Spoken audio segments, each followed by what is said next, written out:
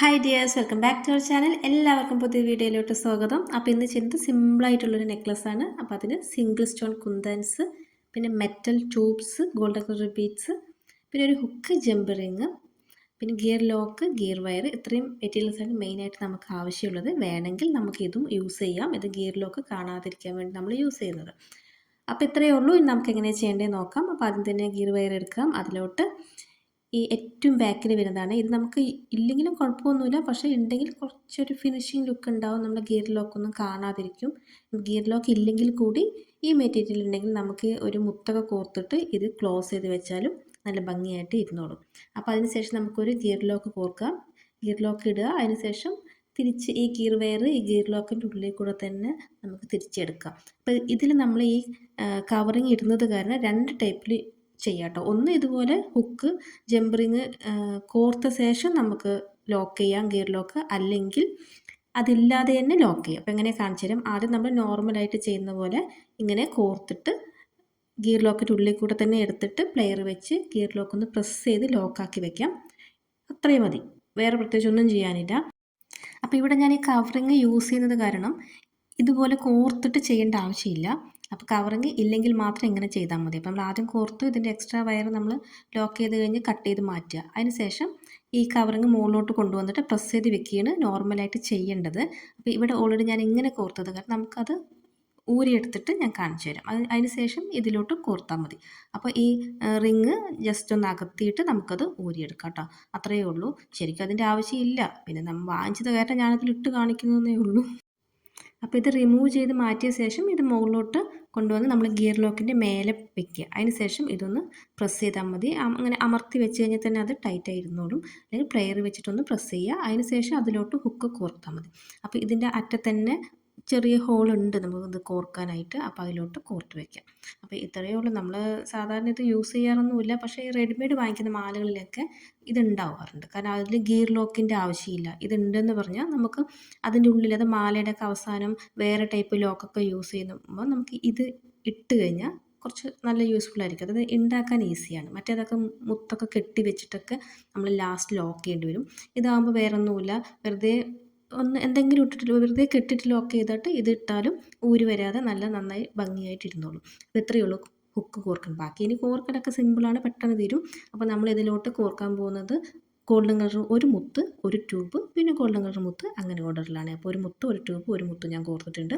പിന്നെ ബാക്കി കൂടി അതുപോലെ കോർക്കാം. അപ്പോൾ ഈ നടുവിൽ വരുന്ന ഒരു പോർഷനിൽ മാത്രമാണ് നമ്മൾ ഈ കുന്താൻസ് കോർക്കുന്നത്. ചുറ്റും കോർത്ത് കഴിഞ്ഞാൽ അതൊരു ഭംഗി ഉണ്ടാവില്ല. അപ്പോൾ നമുക്ക് നടുവിൽ മാത്രം കോർക്കാമെന്ന് വെച്ചിട്ട് ഞാനൊരു 7 എണ്ണമാണ് സെൻറ്ററിൽ വരുന്ന ഭാഗത്ത് കോർക്കുന്നത്. ബാക്കി 2 ഭാഗത്തും ഇതുപോലെ ട്യൂബും കുഞ്ഞ് ബീഡ്സുമാണ് കോർക്കുന്നത്. അപ്പോൾ അത് നോക്കാം.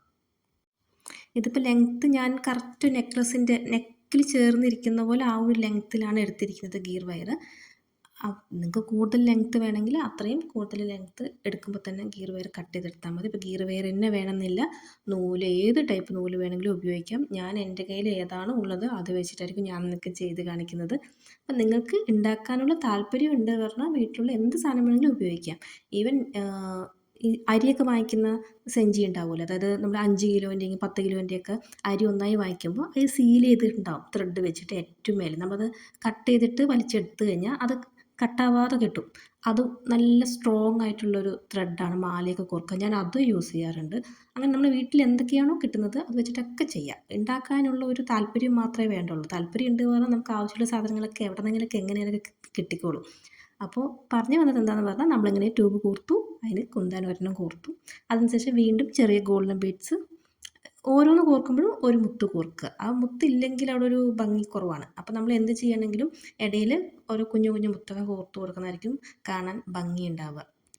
അപ്പോൾ ഞാനിവിടെ 11 ട്യൂബ്സാണ് ഒരു സൈഡിൽ കോർത്തിരിക്കുന്നത്. അത് 11 ട്യൂബും അത് ഓരോ ട്യൂബിൻ്റെ ഇടയിലും ഓരോ കുഞ്ഞു ബീഡ്സും. അതിനുശേഷം ഒരു കുന്തൻ കോർത്തു. ഇതിന് 1 രൂപയാണ് ഒരു കുന്തന് റേറ്റ് വരുന്നത്. ഞാനിത് പാലക്കാട് കടയിൽ നിന്ന് നേരിട്ട് പോയി വാങ്ങിച്ചതാണ്. 80 പീസിന് 100 രൂപ, അല്ലെങ്കിൽ നല്ല ക്വാളിറ്റി ഉള്ളതൊക്കെ ആണെങ്കിൽ കുറച്ച് വില കൂടുതലുണ്ടാവും. ഇതിപ്പോൾ ഞാൻ വാങ്ങിച്ചത് കുഴപ്പമൊന്നുമില്ല, നമ്മൾ കുറച്ച് നാൾ യൂസ് ചെയ്തതിന് കളറൊന്നും പോകാത്ത ടൈപ്പാണ്.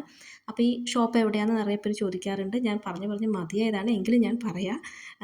ഇൻ ഡിസൈൻസ് എന്നാണ് കടൻ്റെ പേര്.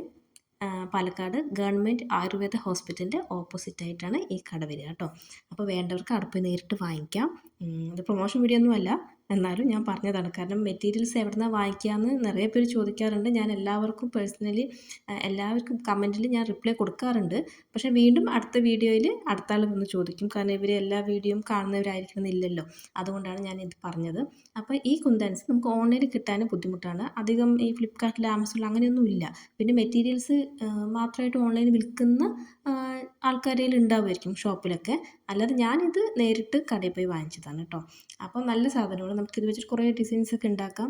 ഭയങ്കര കാണുമ്പോൾ തന്നെ ക്യൂട്ടായിട്ട് നല്ല ഭംഗിയുള്ളൊരു എന്താ പറയുക കുന്തൻസാണ് കേട്ടോ. അപ്പോൾ ഇത്രയേ ഉള്ളൂ. ഞാൻ നടുവിൽ 7 എണ്ണമാണ് കോർത്തിരിക്കുന്നത്. അതിനുശേഷം വീണ്ടും ട്യൂബ്, മുത്ത് അങ്ങനെ കോർത്തിട്ടുണ്ട്. അപ്പോൾ ഇതിപ്പോൾ നമ്മൾ നേരിട്ട് കാണുന്ന ആ ഒരു ഭംഗി ഈ ക്യാമറയിൽ വരുന്നില്ല. ഞാനതിങ്ങനെ കാണിച്ചു തരാൻ വേണ്ടി പല തരത്തിൽ നോക്കുന്നുണ്ട്. പക്ഷെ അതൊന്നും കറക്റ്റായിട്ട് വരുന്നില്ല. എന്നാലും കുഴപ്പമില്ല. അപ്പോൾ നമ്മുടെ ഈ ട്യൂബിലും ചെറിയൊരു കട്ടിംഗ് ഒക്കെ വരുന്നുണ്ട്. അതിലും ഗോൾഡൻ കളറും സിൽവർ കളറും മിക്സ് ആയിട്ടാണ് ഈ ട്യൂബിൻ്റെ കളർ വരുന്നത്. അപ്പോൾ നമുക്കിനി മറ്റേ ഭാഗത്ത് ആദ്യം കോർത്ത പോലെ തന്നെ 11 ട്യൂബും ഇടയിൽ ഓരോ കുഞ്ഞു ബീഡ്സുമായിട്ട് ഈ ഭാഗത്തു കൂടി കോർക്കാം.